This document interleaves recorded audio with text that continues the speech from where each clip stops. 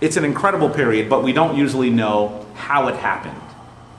In brief, and this I could tell this story for an hour. I'm going to tell it to you in 30 seconds. Essentially what happened is a group of people were welcomed into Kemet because they had a great famine in their land. They came in, and just in a few generations later, they were in control. And they were really brutal rulers and arrogant rulers. Generally, people call them either the Hyksos or the Hyksos. The Hyksos is the name you're going to see most often. She's doing some work over here. She's answering almost everything. The Hyksos. Were they the first? Were they the first invaders or the first? Probably not, but they were the invaders that stayed for a long period in an early period. They were the first thorn. Certainly not. In a long period of time, there are other people that come in at different times, right? But they're probably the earliest group of foreign people that stays for an extended period. They're in control for almost 200 years. Some people argue that the Hyksos are the ancestors of the people that we consider the first Jewish people or the first Arabic people. Now I'm gonna blow your mind and say they probably were both. Those same scenes are depicted in the Old Testament, even down to the child. Some of them. Yeah. Some of them. Yeah. Down now to the funny thing is that some people might say that the Jews were the ones that were in control. No, they weren't.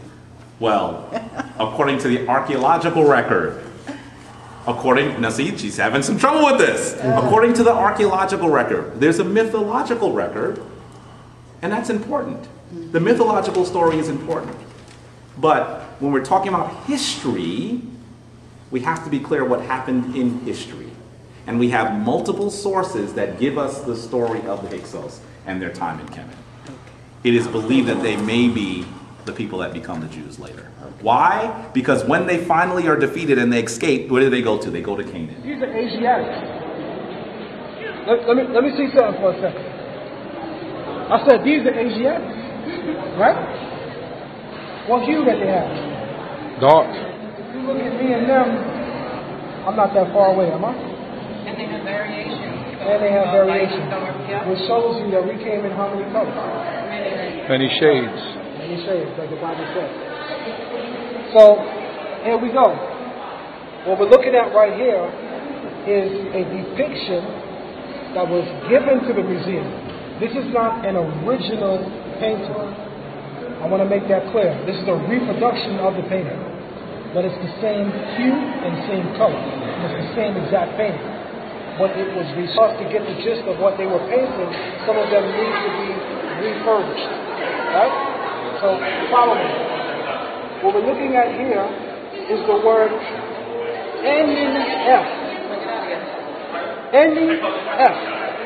This word, remember what we learned about the metaneta. The way that we read the metaneta is whatever position the head or people are facing, this is the direction that we read from, right?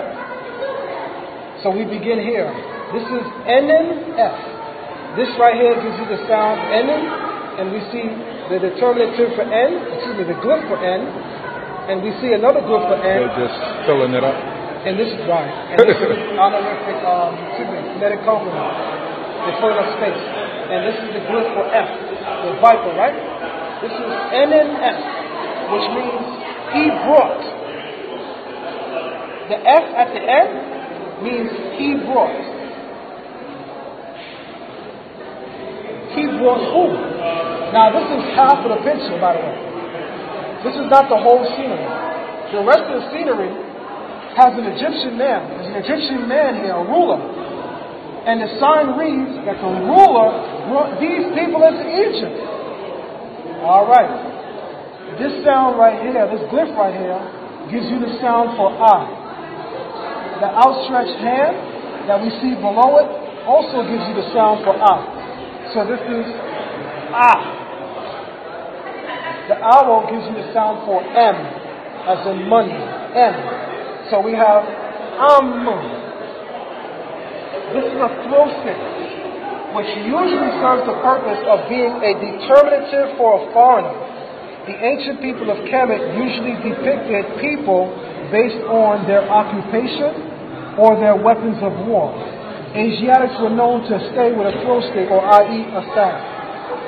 Hence, you always see in a lot of biblical proverbs the term or concept of a staff, right? So this is and the staff sometimes has the term amo, or the sound o, or u. So this is the amu. Lastly, That's self-explanatory. this is so self-explanatory, it's not even funny, because remember, it was one of the first things we encountered in ancient Egypt. So he got the same haircut as the one we encountered back there, except here you can see what color he was. Right. And except here you know now what people he was. This is how you say Asiatics in the Egyptian language. Amu. And this reads, he, NNF, he brought Amu. Remember I told you this is just half the picture. I'm going to show you the rest of the picture in a moment. The rest of the picture shows an Egyptian ruler. And it's saying that this Egyptian ruler brought these people into Egypt, but look at how they're coming into Egypt. So you need to look no further for how Hebrews or Asiatics came into Egypt when the Egyptians themselves are telling you how they came into Egypt. Amu. Well, let's take it a step further. This horseshoe looking like glyph. I'm saying horseshoe to compare it to what you would say. Identify with. These are representing numbers. And this one is a 10. So that would be 10 and that would be 10. So we have 3 of them, so we have 30. This is 1, 2, 3, 4, 5, 6, 7. He brought the Amu into Egypt as captives, and they numbered 37 people. Doesn't the Bible say that we came into Egypt in small numbers? Doesn't the Bible describe some of our earliest ancestors coming into Egypt willfully, like Joseph? Parents came into descendants came into Egypt willfully, but we do know that Asiatics and even later the Hebrews also became what in ancient Egypt? Captive slaves. So when they talk about Hebrews can't show that they were slaves in Egypt, look no further than right here. How do we know what people this is? Remember, this is the shepherd's crook, right? The instrument that a shepherd would use to bring that sheep back into the fold, right? Well, phonetically, this one glyph is a bilateral. It has the sound of HQ or heck. This hill gives you the sign for Q, and it's called a phonetic complement because this already has a Q. So this is heck.